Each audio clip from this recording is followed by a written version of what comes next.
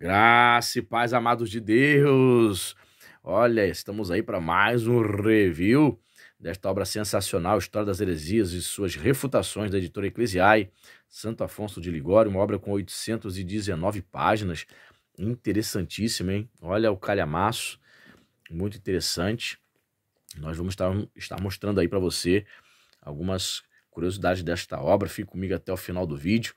Lembrando a você, para você que não me conhece, sou o pastor Anderson Porto, estamos nas internet da vida, compartilhando conhecimento, estamos fazendo aí reviews de obras interessantes, embora seja uma obra de cunho católico, né, fazendo apologia à teologia católica.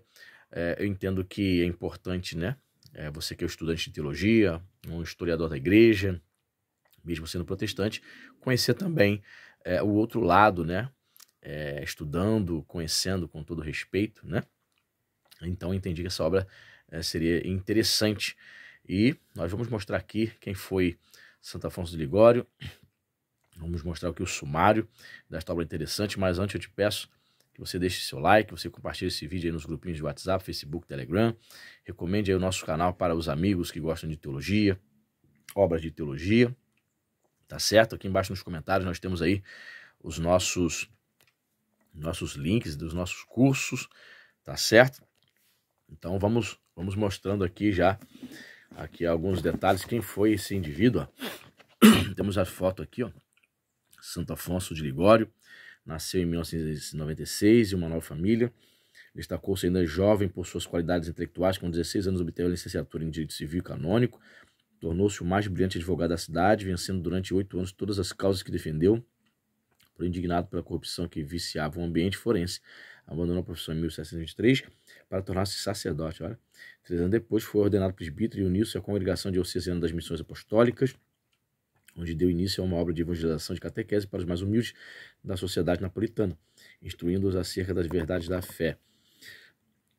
Estimado pela sua bondade e pelo seu zelo pastoral, foi nomeado bispo de Santa Águeda dos Godos em 1762, mas por conta das enfermidades que o afligiam, pediu dispensa em 1775 ao Papa Pio VI, ou Pio VI, né? O mesmo pontífice, recebendo a notícia do seu falecimento em 1787, afirmou: era um santo. De fato, Afonso foi canonizado em 1839, em 1871 proclamado doutor da igreja em função da sua obra de teologia moral, chegando a ser proclamado padroeiro de todos os confessores e moralistas pelo Papa Pio XII. Santo Afonso de Ligório foi um exemplo de pastor zeloso que conquistou as almas pregando o evangelho e administrando os sacramentos. Possuía uma maneira de agir que expressava uma bondade suave e mansa que nascia de sua relação íntima com Deus, a bondade infinita. Ó, Papa Bento XVI. E aí, diz o seguinte aqui na contracapa: nesta obra, Santo Afonso percorre todas as heresias e suas origens ao longo da história da igreja e busca responder por que a igreja fundada por Cristo e propagada pelos apóstolos foi a única a se manter vigorosa, estável e por fim vitoriosa. Embora perseguida e contradita desde o princípio, a igreja católica romana não sucumbiu em meio às perseguições, ao contrário das demais igrejas falsas, como também cresceu cada vez mais com a semente do sangue dos mártires. O cuidado de Deus para com sua igreja demonstra que há uma só verdadeira igreja. Então, aqui, ó, na primeira parte, o autor expõe as heresias. Essa obra é curiosa, por quê?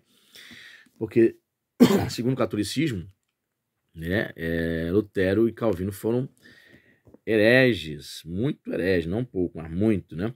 Diz aqui na primeira parte, o autor expõe as heresias desde os primeiros cristãos até o século XV, de Simão Mágoa John Hus, né? E de Jerônimo de Praga. Na segunda parte do século XVI ao século XVIII, os erros de Lutero, Zwingli e Calvino, a Miguel de Molinos. Na terceira parte, o autor se detém às refutações, respondendo às objeções como a negação da Trindade de Sabélio ou os erros de Miguel Baio. Então, o que me chamou a atenção nessa obra está no fato dessas questões aqui.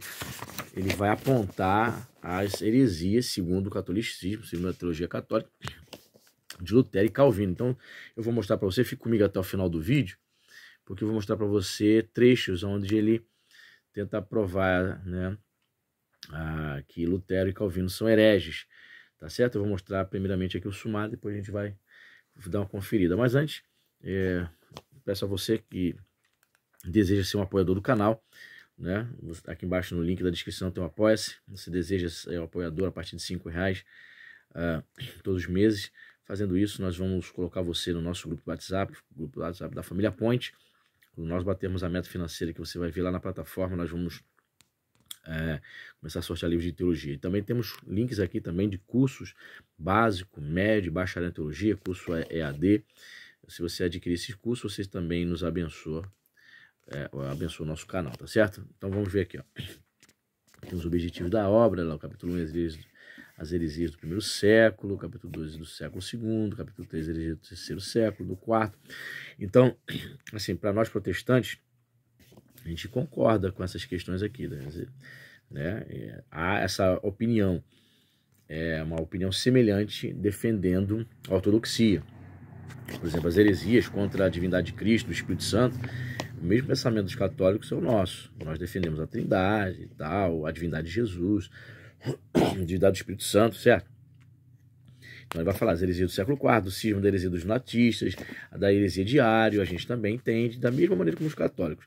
A questão vai, obviamente, se diferenciar da questão das imagens, né, da questão dos sacramentos, enfim. Ó, perseguição do imperador Constâncio contra os católicos. Ou seja, se fosse num livro protestante, seria perseguição do imperador Constâncio contra os cristãos. Perseguição de Valente, um Nereico e de outros reinantes arianos. Está no século IV, século V. Aí você pode parar o vídeo porque se divide em muitos tópicos, né? Da seita de Maomé, ou seja, tanto para protestantes como católicos, né? O islamismo é uma falsa religião, tem falsos ensinos, né? Heresias do século VIII, lá da heresia dos iconoclastas, né? Tem mais aqui, heresia do século IX, lá do cisma dos gregos, iniciado por Fócio, condenação dos erros dos gregos entre concílios. Capítulo 10, se ocorreram heresias no século X, heresias de John Huss e de Jerônimo de Praga. Você sabe que John Huss foi morto na fogueira, né? 1415. Ele bateu bonito na Igreja Católica, né? Na Eslováquia, atual Eslováquia, né? Ele é John Huss da Boêmia. Muito bem. Tomo segundo, capítulo 11, heresias do século XVI, lá. Das heresias de Lutero, uma das principais dietas e congressos realizados acerca da heresia de Lutero, dos erros de Lutero, dos discípulos de Lutero, dos anabatistas. Então o cara faz um tratado, né, para refutar Zwinglius, as heresias de Calvino, para tentar refutar os reformadores, né, dos erros de Calvino, das diversas seitas dos calvinistas, do cisma da Inglaterra, do reinado de Henrique VIII. Muito interessante. Ela vai falar sobre Miguel Servente, né?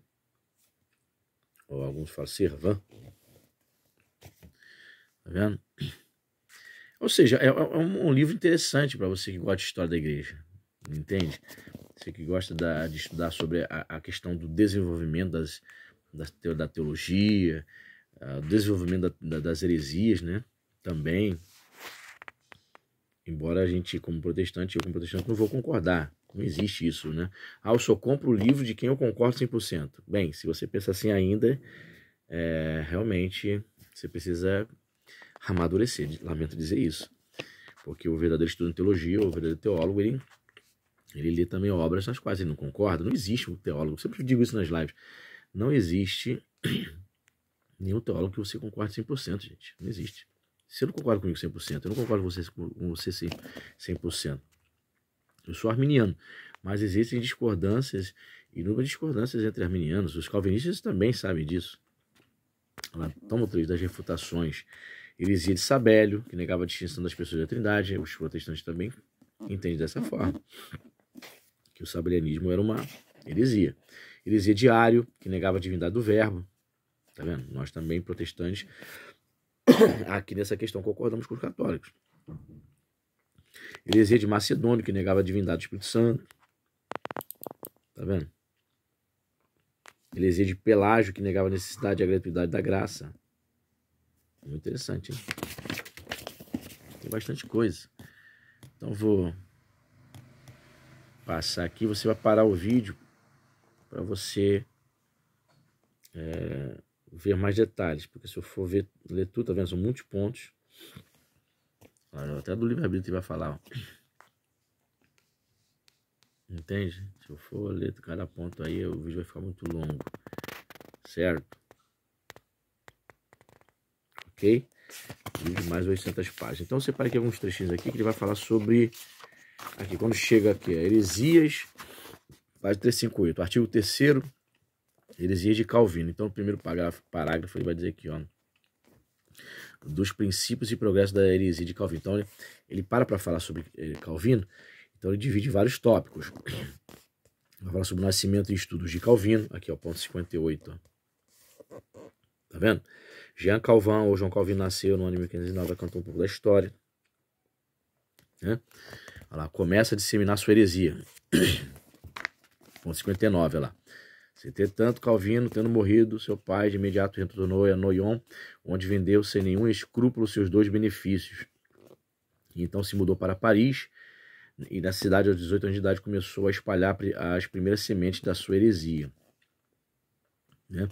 Ali publicou certo opúsculo titulado Da Constância, onde incentivava a todos a padecerem em defesa da verdade, como ele chamava a nova doutrina, que já ia disseminando. Seus amigos muito louvavam essa obrinha, a qual não merecia senão vitupério e caçoada. Esse cara aqui, esse autor aqui, ele vê que ele trata com bastante desdém, né, aqueles que ele considera hereges, pois só continha certa erudição mal digerida, invectivas e injúrias contra a Igreja Católica e grandes elogios àqueles hereges que haviam sido queimados, chamando-os grandes mártires da Igreja, e também muitos erros intoleráveis. Ou seja, ele também, esse autor aqui, o Santo Afonso, parece que gostava de ver hereges queimados também, né? Parece que aprovava também a morte daqueles que contrariavam, não concordavam com a sua teologia. Parece que ele entendia que esses hereges deveriam ser mortos na fogueira também. O que mais aqui que eu separei? Outro trecho aqui. Aqui, ó, ponto 66. Suspirava, no entanto, Calvino por voltar à sua Genebra, e já no ano de 1541 conseguiu ser chamado de volta para lá. E quando lá chegou, foi recebido com muita festa e honra, e além disso foi constituído chefe da República. Então, ali estabeleceu toda a disciplina da sua seita, e o Senado genebrino baixou um decreto pelo qual todos, ministros e cidadãos dali em diante, não podiam afastar-se dos estatutos que Calvino formulara. Ali também publicou em seu catecismo o grande francês, que depois foi traduzido pelos discípulos em diversas línguas, alemã, inglesa, flamenca, escocesa, espanhola e também hebraica. Aí publicou outros dos seus livros pestíferos, intitulados, parece que ele não gostava muito de Calvino, não. Livros pestíferos, ou seja, era uma peste. Defensius Sacrae Doctrinae, de Disciplina, de Necessitate, Reformandae Ecclesiae. E depois um outro contra o ínterim de Carlos V e outro contra o Concílio de Trento, chamando Antidotum Adversus Conti Tridentino. No ano de 1552, a faculdade de Sorbonne, para deter tantos erros que então pululavam, publicou 25 capítulos contra os verdadeiros dogmas da fé que deveriam ser aceitos, e vendo Calvino naqueles capítulos, condenados todas as suas ímpias novidades, pôs-se a injuriar aquela insígnia universidade, chegando a chamá-la de Gregen Porcoro, bando de porcos. No ano de 1543, conseguiu Calvino coligar a sua seita com a dos zungrianos, e assim, tendo tornado mais audaz Genebra, onde se fechara e com muita cautela se protegia. Animava os seus seguidores, que estavam na França, a padecer até dar a vida pela verdadeira fé, como chamava a sua heresia. E aqueles miseráveis, enquanto na França, tu vê que esse autor escrevia aqui com bastante rancor, né? Miserável, peste, né? Bem, ele entendia que defendia a verdade, então ele entendia que todos que contrariavam a sua verdade deviam ser chamados assim, o qual eu não concordo, né? E aqueles miseráveis, enquanto na França, os zelosos monarcas Francisco I e Henrique II castigavam com muito rigor os hereges, até mesmo com a pena do fogo. enganados por Calvino e pelos seus ministros que os assistiam na França. Desprezavam todas as penas e a própria morte, a ponto de se jogarem eles mesmos nas chamas. Por isso, depois Calvino chamou as cinzas deles de cinza dos mártires. Por volta de 1551, Calvino teve um grave litígio em Genebra com Jérôme Boussac, o qual, embora fosse, para sua desgraça, apóstata da sua religião carmelitana e da Igreja Católica, não conseguia suportar os erros de Lutero e de Calvino, que tiravam do homem o livre-arbítrio e diziam que Deus, como predestina alguns à graça e ao paraíso, também predestina muitos ao pecado e ao inferno. Por isso, não querendo concordar quanto a isso com Calvino, este o mandou prender, e depois que o magistrado o banisse, como pelagiano, tanto da cidade como de todo o território de Genebra, com a ameaça do látego se retornasse. Rapaz, as paixões, né? A paixão pela religião, por aquilo que você considera certo, única verdade, né? Traz isso aí. O outro é herege, o outro é miserável, o outro deve morrer. E isso, infelizmente, na história, gente, partia tanto do lado católico quanto do lado protestante, tá? Não tem santos nessa história, né? Infelizmente, na história do cristianismo, este ódio deste lado de calvinistas contra arminianos, arminianos contra calvinistas, católicos contra zwinglianos, arminianos, calvinistas, enfim. Tá aí. Você pode parar um pouco aí o vídeo, se quiser ler mais detalhes, né? Aí ele fala aqui no final, ó, falando agora de qualidades pessoais e dos costumes depravados de Calvino, ele, como escreve varilhas, foi dotado por Deus de ótima memória, decorava tudo o que lia. Foi também dotado de uma inteligência tão perspicaz e aguda para penetrar as sutilezas da lógica e da teologia, que nas dúvidas que se propunha logo achava o nó da questão. Era também incansável no estudo, na pregação, no ensino, no escrever. E é espantoso como pôde esse homem escrever tantos livros durante o tempo em que viveu. Tanto mais que ele pregava quase todos os dias e durante a semana dava aula de teologia. Às sextas-feiras tinha um longo colóquio com seus discípulos acerca das dúvidas da fé e na maior parte das outras horas se ocupava em responder às dúvidas de seus amigos. Quanto ao seu comportamento e costumes, escreve os autores que foi moderado no comer e no beber, não tanto por virtude, mas por problemas de estômago, de modo que às vezes permanecia em jejum por até 2 dias. Sofria também de hipocondria, de frequentes dores de cabeça, assim por tantas enfermidades, era melancólico, magérrimo de corpo e de má cor, por seu rosto se mostrava bronzeado. Amava a solidão e falava pouco. Ao pregar tinha pouco garbo e nas suas pregações muitas vezes se entregava a ataques inventivas contra a igreja romana e os católicos. Era rápido nos conselhos e nas respostas, mas soberbo e temerário. E no trato era tão feroz e intratável que facilmente rompia as relações com todos com quem conversava. Era também muito cheio de si e por si só afetava a extrema seriedade.